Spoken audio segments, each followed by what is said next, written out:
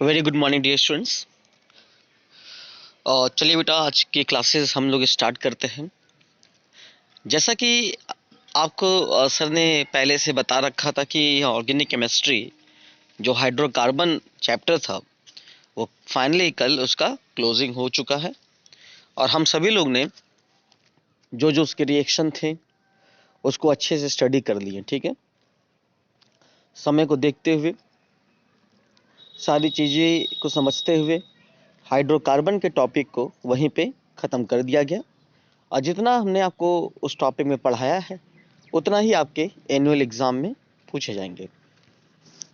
अब हम लोग केमिस्ट्री के पहले बुक में आ जाते हैं, जहां दो चैप्टर आपके बचे हुए थे जो कि यूनिट सेकेंड के टर्म है। एक थर्मोडायनेमिक्स और एक इक्विलिब्रियम। ठीक है, अगर हम सभी लोग थर्मोडायनेमिक्स में आए तो सबसे पहला क्वेश्चन ये उठता है कि सर थर्मोडायनेमिक्स होता क्या। ये एक ऐसा चैप्टर है बेटा, ये एक न्यूमेरिकल चैप्टर है। और न्यूमेरिकल चैप्टर में सबसे अच्छी खासियत क्या होती है कि इनमें आपको सारे क्वेश्चंस को समझने के साथ साथ उनकी वैल्यू को सॉल्व किया जाता है। तो ये उसी प्रकार का एक चैप्टर है जिसका नाम है थर्मोडायनेमिक्स। थर्मोडायनेमिक्स एक फिजिक्स का भी चैप्टर है और एक केमिस्ट्री का भी चैप्टर है, लेकिन इसको हम लोग केमिस्ट्री में भी थर्मोडायनेमिक्स को पढ़ते हैं। तो आइए इस चैप्टर को स्टार्ट करते हैं। ये फर्स्ट लेक्चर थर्मोडायनेमिक्स का स्टार्ट करते हैं कि थर्मोडायनेमिक्स होता क्या है। अगर बेटा थर्मोडायनेमिक्स में अगर इंट्रोडक्शन की बात करें तो थर्मोडायनेमिक्स का मतलब होता है, थर्मोडायनेमिक्स दो चीज से मिलकर बना है, एक थर्मो प्लस डायनेमिक्स। यहाँ आप शायद देख भी रहे हैं कि थर्मोडायनेमिक्स दो चीज से मिलकर बना है, एक थर्मो प्लस डायनेमिक्स। थर्मो का मतलब होता है हीट या एनर्जी, और डायनेमिक्स का मतलब होता है फ्लो या मोशन। एनर्जी का फ्लो होना या हीट का फ्लो होना, और हीट हम लोग को पता है कि कौन से डायरेक्शन में फ्लो होता है, high temperature to low temperature. ये आपका थर्मोडायनेमिक्स होता है। लेकिन हम आपको बता दें कि थर्मोडायनेमिक्स एक ऐसा चैप्टर है जिसमें सिर्फ ये तो पता है कि हीट फ्लो होता है, लेकिन कुछ ऐसे लॉ थे जिसमें ये भी नहीं पता था कि हीट का डायरेक्शन होता क्या है। इसलिए सिर्फ आप थर्मोडायनेमिक्स में इतना ये बोलिएगा कि थर्मोडायनेमिक्स का मतलब होता है हीट या एनर्जी का फ्लो होना। ठीक है, ये थर्मोडायनेमिक्स होता है। और थर्मोडायनेमिक्स में क्या हम लोग स्टडी करते हैं, जो एनर्जी चेंज होता है फिजिकल और केमिकल प्रोसेस में, उसी को थर्मोडायनेमिक्स बोला जाता है। ठीक है, तो थर्मोडायनेमिक्स का मतलब होता है थर्मो प्लस डायनेमिक्स, एनर्जी या हीट का फ्लो होना। और थर्मोडायनेमिक्स कहता क्या है कि जब किसी फिजिकल और केमिकल प्रोसेस में जो एनर्जी चेंज होता है उसको हम लोग थर्मोडायनेमिक्स बोलते हैं। ठीक है, तो याद रखें, कभी भी कोई बोले कि थर्मोडायनेमिक्स का मतलब क्या है, तो हीट या एनर्जी का फ्लो होना, मोशन।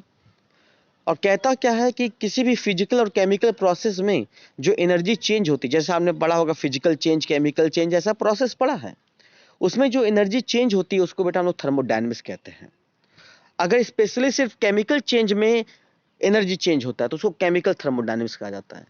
लेकिन सिर्फ थर्मोडायनेमिक्स में दोनों में एनर्जी चेंज होती है, फिजिकल प्रोसेस में भी और केमिकल प्रोसेस में भी। ठीक है, अब इस चैप्टर के कुछ फायदे हैं। इस चैप्टर में हम लोगों ने क्या क्या स्टडी करना है, क्या फायदे हैं इस चैप्टर को पढ़ने से, क्या बताता है ये चैप्टर, ये भी हम लोग इसको समझ लेते हैं। सबसे पहला बेटा, ये चैप्टर हम लोगों को थर्मोडायनेमिक्स लॉ के बारे में सिखाता है। इस चैप्टर में तीन थर्मोडायनेमिक्स के लॉ हैं, thermodynamics first, thermodynamics second and thermodynamics third. तीन थर्मोडायनेमिक्स के लॉ हैं और जो तीनों लॉ को हम बहुत अच्छे से क्लियरफाई करते हैं बेटा। दूसरा जो है, ये थर्मोडायनेमिक्स जो है ये यह बताता है कि कहाँ पे केमिकल रिएक्शन पार्टिसिपेट करता है। देखिए लिखा भी है, it help us to predict whether a given chemical reaction will take place or not given the set of condition। कहाँ पे केमिकल रिएक्शन होगा, कहाँ पे नहीं होगा, दिए गए सेट पे, ये थर्मोडायनेमिक्स ही बताता है। और तीसरा सबसे more information about energy changes. Energy change कैसे कहाँ होता है, ये थर्मोडायनेमिक्स के कुछ एडवांटेज हैं जो इस चैप्टर में हम लोग पढ़ते हैं। लेकिन भाई, जिस तरह हर एक चीज का एडवांटेज होता है तो उसका डिसएडवांटेज भी होता है। जिस प्रकार थर्मोडायनेमिक्स की एडवांटेज है कि थर्मोडायनेमिक्स लॉ बताता है केमिकल रिएक्शन बताता है कि कहाँ होगा कहाँ नहीं होगा, एनर्जी चेंज बताता है। उसी तरीके से इस लॉ के लिमिटेशन भी है। क्या लिमिटेशन है, क्या डिसएडवांटेज है थर्मोडायनेमिक्स के, जो इस चैप्टर में नहीं मिलेगा? जैसे हम आपको बता दें कि इस चैप्टर में आपको मैक्रोस्कोपिक मॉडल सीखने को मिल जाएगा। मैक्रोस्कोपिक मॉडल का मतलब क्या होता है बेटा? जैसे टेम्परेचर हुआ, प्रेशर हुआ, वॉल्यूम हुआ, ये सब आपको इस चैप्टर में सीखने को मिलेगा। लेकिन माइक्रोस्कोपिक मॉडल का कोई जगह ही नहीं है। माइक्रोस्कोपिक मॉडल क्या होता है बेटा? जैसे स्मॉलेस्ट पार्टिकल, जैसे इलेक्ट्रॉन, प्रोटॉन, एटम, मॉलिक्यूल्स, ये सब यहाँ पर इस चैप्टर में नहीं मिलेगा सीखने को। यहाँ सिर्फ टेम्परेचर, प्रेशर, वॉल्यूम की ही बात की जाएगी अधिकतर जगहों पे। यहाँ मैक्रोस्कोपिक मॉडल की बात की जाएगी। माइक्रोस्कोपिक मॉडल का कोई जगह नहीं है इस चैप्टर में। तो ये डिसएडवांटेज है, क्योंकि जो टेम्परेचर, प्रेशर, वॉल्यूम की बात करता है तो वहाँ पर ये सभी बातें चलनी चाहिए थी, लेकिन नहीं चली, इसलिए इस चैप्टर का डिसएडवांटेज हो गया। दूसरा, ये चैप्टर ने माना कि ये बताया कि कहाँ केमिकल रिएक्शन होगा, कहाँ नहीं होगा, लेकिन ये नहीं बताया कि कहाँ रेट ऑफ रिएक्शन होगा। भैया केमिकल रिएक्शन अगर बता रहे हो कि कहाँ पे होगा कहाँ नहीं होगा, तो उसका रेट भी तो बताओ ना। और रेट क्या होता है आप सबको पता है। अगर आप रेट नहीं जानते हैं तो रेट ऐसे समझ लीजिए, रेट का मतलब होता है, जैसे आप मार्केट में कोई सामान खरीदने जाते हैं, तो जब मार्केट में कोई सामान खरीदते हैं तो उसका रेट पूछते हैं। उसका रेट क्या होता है? उसकी क्वालिटी डिपेंड करता है। तो रेट का मतलब होता है किसी ऑब्जेक्ट का कंपेयर करना उसकी क्वालिटी से। उसी तरह इस थर्मोडायनेमिक्स के लॉ में केमिकल रिएक्शन तो बताया गया, लेकिन ये नहीं बताया गया कि उस केमिकल रिएक्शन का रेट क्या होगा, कितने समय में खत्म होगा, कितना टाइम लगेगा, ये सब कुछ नहीं बताया गया इस चैप्टर में। इसीलिए ये कुछ डिसएडवांटेज हैं लॉ ऑफ थर्मोडायनेमिक्स के। मतलब डिसएडवांटेज ऑफ द थर्मोडायनेमिक्स, कुछ एडवांटेज और कुछ डिसएडवांटेज। तो आई होप आप सभी लोगों को इसके डिसएडवांटेज भी आपको समझ में आ गए होंगे। अब कुछ इंपॉर्टेंट टर्म है थर्मोडायनेमिक्स के। कुछ इंपॉर्टेंट टर्म्स क्या है थर्मोडायनेमिक्स की? जैसे अगर हम बात करें इंपॉर्टेंट टर्म्स की, तो इसमें आप सबको पता है कि थर्मोडायनेमिक्स में सबसे बेसिक इंपॉर्टेंट टर्म होता है सिस्टम, सराउंडिंग और यूनिवर्स। अगर हम आपसे कहें बेटा कि सिस्टम क्या होता है, तो सिस्टम का मतलब बस इतना ही हम कहेंगे कि बेटा मान लो कि सिस्टम, अगर जानना चाहते हो कि सिस्टम क्या है, तो सिस्टम का मत एक ही चीज समझो कि अगर तुम एक बर्तन में पानी भर दिए हो बेटा, तो अगर जब बर्तन में पानी भरे हो तो कंसिडरेबल पार्ट अगर तुम्हारा वाटर है उस बर्तन में, उसको देख रहे हो, तो जिसको तुम देख रहे हो, जिसका कंसिडरेबल पार्ट है, जिसका ऑब्जर्वेशन पार्ट है, वही कहलाता है सिस्टम। सिस्टम का मतलब एक ही चीज एक लाइन में समझ लो, जो ऑब्जर्व पार्ट होता है, जिसको तुम देखते हो, जिसको तुम लुक देते हो, वो आपका सिस्टम होता है। बात आ रही समझ में? जैसे मान लो कि बर्तन में तुमने पानी रखा है, तो पानी के बारे में बात हो रही है, पानी की चर्चा हो रही है, पानी को देख रहे हो, तो ये सिस्टम है। तो सिस्टम का मतलब हमने आपको बता दिया, आप समझ लीजिए। A system is defined as specific part of universe और specified portion of the matter which is under experimental investigation और ऑब्जर्वेशन। जहाँ उसके बारे में बात की जाती है, इन्वेस्टिगेशन की जाती है, क्या है इसके अंदर, ऑब्जर्व की जाती है, फोकस की जाती है, वो आपका सिस्टम है। और सराउंडिंग क्या होता है? इसी सिस्टम के पार्ट को अगर छोड़ दिया जाए तो आपका क्या हो जाता है? सराउंडिंग हो जाता है। The rest part the universe excluding the system is called surrounding. मिला जुला कर अगर हमें डायग्राम बना दें, तो उस डायग्राम से आप बहुत बहुत अच्छे से समझ लीजिएगा। मान लीजिए बेटा इसमें आपने वाटर रखा एक बीकर में, और यहाँ पर इस तरीके से डिवाइडर बना दिया, तो बेटा ये अंदर क्या होगा? सिस्टम, और बाहर क्या होगा बेटा? सराउंडिंग। और पूरा पार्ट क्या होगा? यूनिवर्स। क्योंकि यूनिवर्स के अंदर सिस्टम प्लस सराउंडिंग दोनों आते हैं, ठीक है। तो जैसे आपने बीकर के अंदर पानी रखा हो, सिस्टम, बीकर के बाहर वाला पोर्शन क्या हो जाएगा? सराउंडिंग, और होल पार्ट क्या हो जाएगा? पूरा यूनिवर्स, जिसके अंदर सिस्टम प्लस क्या आता है? सराउंडिंग। तो देख लीजिए, universe equal to system plus surrounding. आगे समझ में? तो ये सराउंडिंग समझ में आ गया, सिस्टम समझ में आ गया। कोई बोले सिस्टम क्या है, तो आप एक लाइन में बोलिए। जो कंसिडरेबल पार्ट होता है, जिसके बारे में हम लोग बात करते, जिसकी चर्चा करते, जैसे एक बीकर में आपने चाय रखा है, तो चाय आपका सिस्टम हो जाएगा। और उसके पार्ट को अगर छोड़ दिया जाए, बीकर के बाहर वाला पोर्शन क्या होगा? सराउंडिंग। और यूनिवर्स क्या होता है? जिसके अंदर सिस्टम प्लस सराउंडिंग दोनों आता है। आगे समझ में? तो इसको बेटा हम लोग सिस्टम और प्लस सराउंडिंग बोला जाता है, ठीक है। और यूनिवर्स दोनों आते हैं। अब उसके बाद एक क्वेश्चन ये उठता है कि बाउंड्री, बाउंड्री क्या होता है? बाउंड्री का मतलब बेटा आप शायद समझ गए होंगे। जैसे मान लीजिए यहाँ पर एक बीकर है, उस बीकर के अंदर पानी रखा है आपने, तो ये आपका क्या हो गया? सिस्टम। अब बाहर वाला पोर्शन क्या हो गया? सराउंडिंग। तो ये जो एक ऐसा सरफेस, एक ऐसा सरफेस जो सिस्टम और सराउंडिंग को अलग करता है, या ऐसा कोई भी थिंग जो सिस्टम और सराउंडिंग को अलग करता है, उसी को बेटा बाउंड्री बोला जाता है। जैसे मैंने अभी आपको एक डायग्राम बनाया था कि मैंने कहा इसमें वाटर है, ठीक है, तो इसमें सिस्टम कौन है बेटा? ये आपका सिस्टम है, और ये क्या है? सराउंडिंग है। तो ये बताओ, इस सिस्टम और सराउंडिंग को अलग करने का काम कौन कर रहा है? इस सिस्टम और सराउंडिंग को अलग करने का काम कौन कर रहा है बेटा? यही तो कर रहे हैं ना। ये जो बाउंड्री देख रहे हैं ना आप, जो सिस्टम और सराउंडिंग को अलग कर रहा है, इसी को बेटा हम लोग सिंपल बाउंड्री बोलते हैं। तो एक ऐसा सरफेस या एक ऐसा थिंग जो सिस्टम और सराउंडिंग को अलग करता है, उसी थिंग को, उसी सरफेस को हम लोग बाउंड्री बोलते हैं। मतलब मिला जुला कर हम आपसे कह सकते हैं कि जिस बर्तन में रखे, जैसे मान लो एक कॉपर का बर्तन है, जैसे जैसे जैसे तुम्हारा एक चाय बनाने वाला जो थाइपिन होता है, उस थाइपिन में तुमने चाय बना रहे हो, ठीक है, तो जो चाय बना रहे हो वो सिस्टम है, अब बाहर का पोर्शन क्या है? सराउंडिंग है। और जो थाइपिंग का जो वाल है ना, जिस बर्तन में तुम ये गर्म कर रहे हो, वो बर्तन तुम्हारा बाउंड्री हो जाएगा, क्योंकि वही एक ऐसा सरफेस है जो सिस्टम और सराउंडिंग को अलग कर रहा है। तो एक ऐसा सरफेस या एक ऐसा थिंग जो सिस्टम और सराउंडिंग को अलग करता है, उसको बेटा हम लोग बाउंड्री बोलते हैं। और जिसके अंदर ये दोनों चीज आती है, सिस्टम प्लस सराउंडिंग, उसको यूनिवर्स बोला जाता है। तो बाउंड्री, तो बाउंड्री कुछ भी हो सकता है ना भैया। देखो बाउंड्री यहाँ बोला भी गया यहाँ पे कि क्या होता है? इस anything which separate system and surrounding is called boundary. जो सिस्टम एंड सराउंडिंग को सेपरेट आउट करता है, उसी को बाउंड्री बोला जाता है। तो बाउंड्री तो कुछ भी हो सकता है ना बेटा, बाउंड्री तो कुछ भी हो सकता है ना। जैसे बाउंड्री कंडक्टिंग हो सकता है, बाउंड्री नॉन कंडक्टिंग हो सकता है, सही बात है। कभी कभी आपने देखा होगा कि बाउंड्री कंडक्ट भी करता है, कभी नहीं कंडक्ट करता है। एग्जाम्पल के तौर पे कॉपर का बर्तन लेते हैं तो कंडक्ट करता है, कहीं टी पॉट ले लेते हैं जो थर्मस फ्लास्क होता है मिल्टन का, उसमें क्या बाउंड्री कंडक्ट करती है क्या? नहीं। अगर कंडक्ट करती तो गर्म चाय रखते तो ठंडा हो जाता। थर्मस फ्लास्क में कहाँ होता है? गर्म चाय गर्म ही रहता भैया, क्योंकि कंडक्ट जो वाल होता है वो नॉन कंडक्टिंग होता है। तो बाउंड्री कंडक्टिंग भी हो सकता है, बाउंड्री नॉन कंडक्टिंग भी हो सकता है। बाउंड्री रिजिड भी हो सकता है और नॉन रिजिड भी हो सकता है।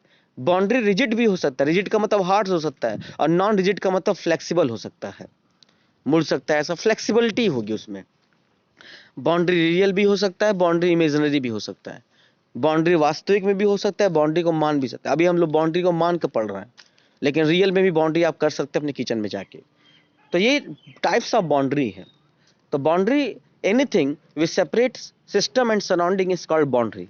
बाउंड्री कंडक्टिंग हो सकते हैं, नॉन कंडक्टिंग हो सकता है, बाउंड्री रिजिड हो सकते हैं, नॉन रिजिड हो सकते हैं, बाउंड्री रियल और इमेजिनरी दोनों हो सकते हैं, ठीक है। और आप कहीं नोट कर लीजिएगा बेटा, अगर बाउंड्री कंडक्टिंग होगा तो उसे डायाथर्मिक वाल बोला जाता है। क्या बोलते हैं बेटा? डायाथर्मिक वाल, उसको डायाथर्मिक वाल बोलते हैं। अगर बाउंड्री कंडक्टिंग होगा तो उसे डायाथर्मिक वाल बोला जाता है। जैसे कॉपर का बर्तन, ये सब बर्तन जो किचन में आप यूज करते हैं, जिसमें आप पानी गर्म करते हैं, वो सब के सब बेटा डायाथर्मिक वाल हैं। आया। और जो नॉन कंडक्टिंग होते हैं, जो बाउंड्री कंडक्ट नहीं करते हैं बेटा, उसको हम लोग बोलते हैं एडियाबैटिक वाल। क्या बोलते हैं बेटा? एडियाबैटिक वाल बोलते हैं। आगे समझ में ना? तो जो कंडक्ट करेगा उसे डायाथर्मिक वाल, और जो कंडक्ट नहीं करेगा उसे एडियाबैटिक वाल बोलते हैं। मतलब conducting boundary will be diathermic वाल and non conducting boundary will be adiabatic वाल। आया समझ में? तो इस तरीके से बेटा हमने बाउंड्री के सारे सिस्टम समझ में आ गया कि बाउंड्री होता क्या है। तो बाउंड्री की कहानी थोड़ी सी हम लोग धीरे धीरे समझ में आ गई कि बाउंड्री को क्या कहते हैं, बाउंड्री कैसा हो सकता है। अब आते हैं सिस्टम के टाइप पे बेटा। सिस्टम कितने प्रकार के होते हैं भैया? हम जो कंसीडर करते हैं उसमें सिस्टम 3 प्रकार के होते हैं। जैसे मान लीजिए आप पानी को कंसीडर करते हो तो सिस्टम है। तो सिस्टम 3 प्रकार का होता है, एक ओपन सिस्टम, एक क्लोज सिस्टम और एक आइसोलेटेड सिस्टम। ओपन सिस्टम का मतलब क्या है? बर्तन खुला होगा। क्लोज सिस्टम का मतलब क्या है? बर्तन बंद होगा, ढक्कन लगा दो बर्तन के ऊपर। और आइसोलेटेड सिस्टम का मतलब शायद समझ गए कि वाल जो होगा नॉन कंडक्टिंग होगा। जैसे टी प्लॉफ और मिल्टन का वो चाय गर्म करने वाला होता है ना, चाय गर्म रखो तो वो मिल्टन का टी पॉट, ठीक है। तो ये आइसोलेटेड है। तो ओपन सिस्टम का मतलब क्या है? कि बर्तन खुला होगा। मतलब कि जैसे एक बीकर हम लोग ले लेते हैं, ठीक है ना, एक बीकर ले लेते हैं। आप देखिए यहाँ पे ये बीकर, आपने इसमें वाटर ले लिया बेटा। क्या ले लिया? वाटर। और जब वाटर लिए लिया है तो इसमें आप हीट दे रहे हैं बाउंड्री के through, boundary must be conducting, boundary conducting होना चाहिए, क्योंकि तभी तो हीट हम सप्लाई करेंगे बाउंड्री के थ्रू। तो जब ओपन सिस्टम की बात आती है, ये ओपन सिस्टम है, क्योंकि देखिए बेटा बर्तन खुला हुआ है, ठीक है, मतलब सिंपल सा, किसी थाईपीन में तुम चाय बना रहे हो, उस पर ढक्कन नहीं लगाया, तो ये ओपन सिस्टम है, ठीक है। तो जब इसको गर्म करोगे तो ये वाटर यूपरेट करेगा, और जब ये वाटर यूपरेट करेगा तो बताओ, अपना मैटर भी एक्सचेंज कर रहा है और हीट भी एक्सचेंज कर रहा है। मैटर एक्सचेंज करने का मतलब लिक्विड से किस में बदल रहा है, वेपर में, और हीट भी एक्सचेंज कर रहा है, क्योंकि हीट सराउंडिंग से सिस्टम और सिस्टम से सराउंडिंग जा रही है। भाई जा तो रही है ना, अंदर भी जा रहा है और बाहर भी निकल रहा है। तो ओपन सिस्टम का मतलब होता है जहां मैटर भी एक्सचेंज करे और हीट भी एक्सचेंज करे, उसे ओपन सिस्टम बोला जाता है, ठीक है। जहां मैटर भी एक्सचेंज करे और जहां हीट भी एक्सचेंज करे, उसे ओपन सिस्टम बोला जाता है। और मैटर एक्सचेंज करने की वजह से जो टोटल मास होता है वो कांस्टेंट नहीं होता है, क्योंकि मास चेंज करेगा, क्योंकि मैटर एक्सचेंज कर रहा है। इसी को बेटा ओपन सिस्टम बोला जाता है। तो देख लीजिए ओपन सिस्टम क्या होता है। This type system can exchange energy as well as matter, energy और मैटर दोनों एक्सचेंज करते हैं with is surrounding. The boundary neither sealed, boundary sealed नहीं होना चाहिए बेटा, बाउंड्री बंद नहीं होना चाहिए, ढक्कन नहीं लगाना है, थाईपीन पे ढक्कन नहीं लगाना है। और जब नहीं लगाना है ढक्कन, तो इसका मतलब ओपन ही होना चाहिए। और बाउंड्री आइसोलेटेड नहीं होना चाहिए, क्योंकि हीट अगर सप्लाई करना है तो बाउंड्री कंडक्टिंग होना चाहिए, तभी तो हीट गर्म होगा भी या पानी। और जो मैटर चेंज होने की वजह से मास भी कांस्टेंट नहीं होगा। एग्जाम्पल क्या है ओपन सिस्टम का, coffee in the open glass, coffee को खुले हुए ग्लास में रखोगे तो ओपन सिस्टम है। Hot water in open glass, ये भी ओपन सिस्टम है। All living system, human being, plants, animals, plants और एनिमल क्या है बेटा, ये सब ओपन सिस्टम है, क्योंकि खुले में आपके ट्रेवल करते हैं या रहते हैं, लाइफ में सर्वाइव करते हैं। क्लासरूम और अर्थ, क्लासरूम भी क्या है बेटा, ओपन सिस्टम में। अब क्लासरूम में ये मत कह देना कि सब कुछ पैक कर दिए, खिड़की उड़की सब बंद कर दिए, अरे कुछ भी कर दोगे यार, ओपन सिस्टम में ही इन्वॉल्व होता है, ठीक है। अर्थ भी जो आपका ओपन सिस्टम है। Reaction in the open container, ये सब ओपन सिस्टम है। तो ओपन सिस्टम का मतलब हो गया, समझ में आ गया, ओपन सिस्टम का मतलब होता है जहां एनर्जी के साथ साथ मैटर भी एक्सचेंज होता है। जहां एनर्जी के साथ साथ मैटर भी एक्सचेंज हो, उसको बेटा ओपन सिस्टम बोला जाता है। अब मैटर एक्सचेंज होने की वजह से मास कांस्टेंट नहीं हो पाता है, इसलिए ये याद रखेंगे। What is condition of open system? Boundary will be conducting, not insulated, and the boundary will be not sealed. Sealed नहीं होना चाहिए, sealed हो गया तो दिक्कत है भैया, तब तो आपका ओपन सिस्टम नहीं होगा। अब आते हैं क्लोज सिस्टम में भाई लोग। अगर बेटा क्लोज सिस्टम में आए, कोई पूछता है कि क्लोज सिस्टम क्या होता है, तो क्लोज सिस्टम का मतलब शायद समझ गए कि बीकर बंद होगा भैया। अब थाईपीन पे तुम ढक्कन लगा दो या खुद बैठ जाओ, ठीक है ना, वो बंद हो जाएगा बर्तन, ठीक है।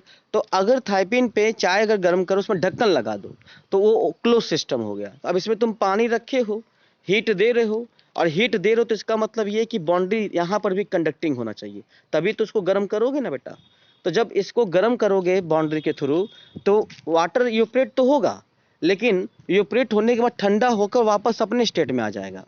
क्योंकि बंद बर्तन में आपको पता है कि जब पानी गर्म करते हो, तो जब वाटर यूपरेट करता है तो वही यूपरेट जाके ढक्कन पे बैठ जाता है और ठंडा होकर नीचे गिर जाता है, जिसका नाम कंडेंसेशन होता है।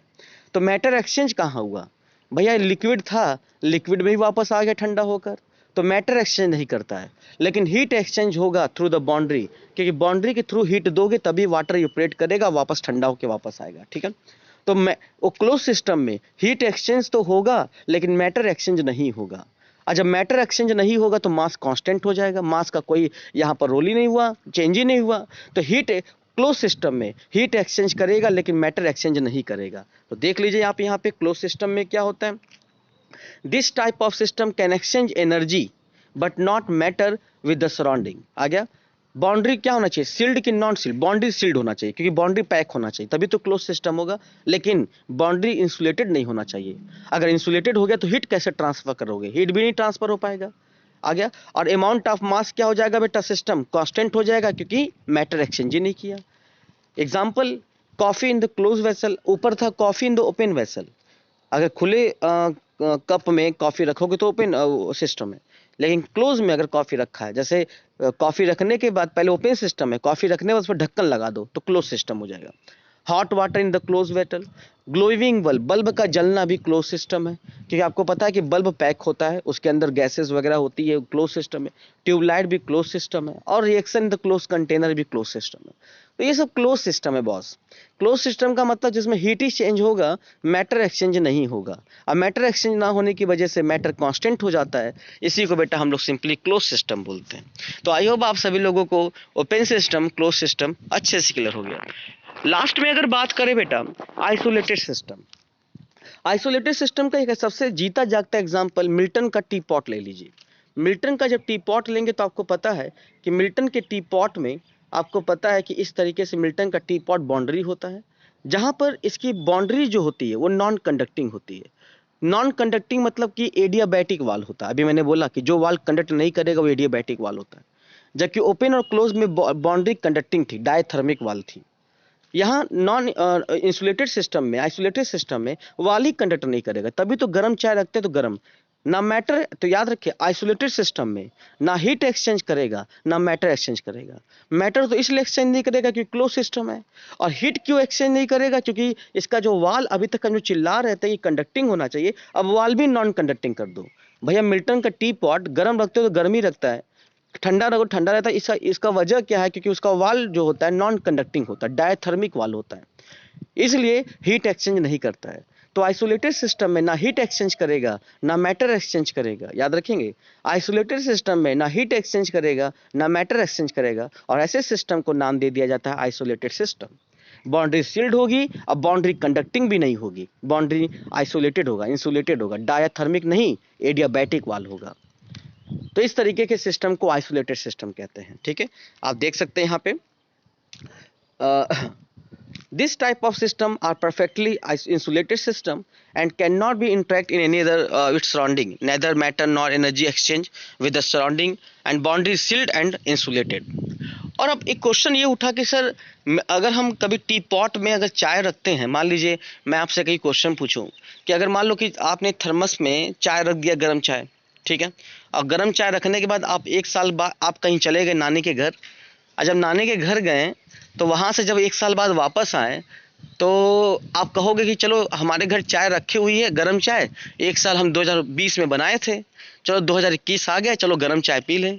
और साथ में 3-4 लोग को पकड़ के भी लेके गए, और जब 3-4 लोग को पकड़ के लेके गए, जैसे ही तुम टी पॉट खोलोगे भैया ना मर जाओगे, इतना तेज महकेगा वो। क्योंकि वो तो भैया अब क्वेश्चन ये उठा कि वो चाय खराब कैसे हुआ, चाय ठंडा कैसे हुआ। चाय तो गर्म होना चाहिए क्योंकि उसमें तो हीट एक्सचेंज नहीं होता है। तो आखिर क्या हुआ कि आइसोलेटेड सिस्टम में भी वो थर्मस के, मिल्टन के थर्मस फ्लास्क में भी वो चाय ठंडा कैसे हुआ है, वहाँ तो हीट तो एक्सचेंज ही नहीं होता है। चाय तो हमेशा गर्म होना चाहिए, हीट एक्सचेंज होता तो चाय ठंडा होता, उसमें गर्म चीज़ रखने में गर्म ही होता है, तो लेकिन एक लिमिट टाइम तक ही क्यों होता है। एक समय ऐसा आता है कि गर्म चाय भी ठंडा हो जाता है, ऐसा क्यों? क्योंकि भैया उसमें तो बाउंड्री तो नॉन कंडक्टिंग है, वाल तो ट्रांसफर, हीट तो ट्रांसफर होगा नहीं, तो ठंडा कैसे हुआ? इसका वजह क्या है? वो तो गर्म ही रहना चाहिए ना हमेशा, क्योंकि हीट तो ट्रांसफर होगा नहीं, क्योंकि बाउंड्री तो कंडक्टिंग है ही नहीं, तो हीट कैसे अंदर जा रहा है बाहर जा रहा है? तो आपको बता दें इसका जवाब क्या है बेटा, कि दुनिया का कोई भी बॉडी परफेक्ट इंसुलेटेड नहीं होती है, वो कंडक्ट करती है। कोई भी बॉडी परफेक्ट इंसुलेटेड नहीं है। आप कहेंगे कि परफेक्ट इंसुलेटर नहीं, कंडक्ट करेगा, थोड़ा थोड़ा करेगा, धीरे धीरे करेगा, लेकिन करता है। यहाँ पे मान लिया जाता है ना के बराबर, इसलिए ना बोला जाता है, लेकिन करते हैं, थोड़ा थोड़ा करते हैं। एक लकड़ी जो है बेटा वो नॉन कंडक्टर है, लेकिन अगर गीला हुआ लकड़ी, अगर किसी को लकड़ी, मान लो घर पे कोई इलेक्ट्रिसिटी मैन आता है, कहता है कि हमको चेयर दो, आप कहोगे कि उसको इज्जत से चेयर दो, नहला धुला कर चेयर दो, चेयर को खूब धो धा के दे रहे हो, वो बेटा अगर लाइट बनाएगा चेयर पे खड़ा होकर ना, तो वहीं पे मर मुरा जाएगा, लेकिन बचेगा नहीं। तो ये कहने का मतलब ये है कि दुनिया का कोई भी बॉडी परफेक्ट इंसुलेटर नहीं होती। आइसोलेटेड सिस्टम पढ़ रहे हैं, हीट एक्सचेंज नहीं होता है, मैटर एक्सचेंज नहीं होता है। मैटर तो ठीक है, हीट का थोड़ा सा लोचा है, वो ये है कि अगर गर्म चाय रखेंगे तो एक लिमिट समय तक ही गर्म रहेगा, एक समय ऐसा आएगा कि वो भी ठंडा हो जाएगा। ठीक है, तो इसी को बेटा आइसोलेटेड सिस्टम बोलते हैं। तो ये आज हम सभी लोग थर्मोडायनेमिक्स के कुछ फंडामेंटल कॉन्सेप्ट स्टडी कर लिए। और फंडामेंटल कॉन्सेप्ट में thermodynamics, advantage disadvantage, system, surrounding, universe, system के 3 type, open system, close system और आइसोलेटेड सिस्टम। ठीक है, आई होप आप सभी लोगों को ये लेक्चर आज बहुत अच्छे से सीखने को मिला होगा, कुछ नया सीखा होगा आप लोगों ने, कुछ चीज़ें आप जानते होंगे। ठीक है, तो आज के लिए यहीं रखते हैं बेटा, मिलते हैं नेक्स्ट लेक्चर में, सेकेंड लेक्चर ऑफ थर्मोडायनेमिक्स कुछ नए टॉपिक के साथ। Thank you so much.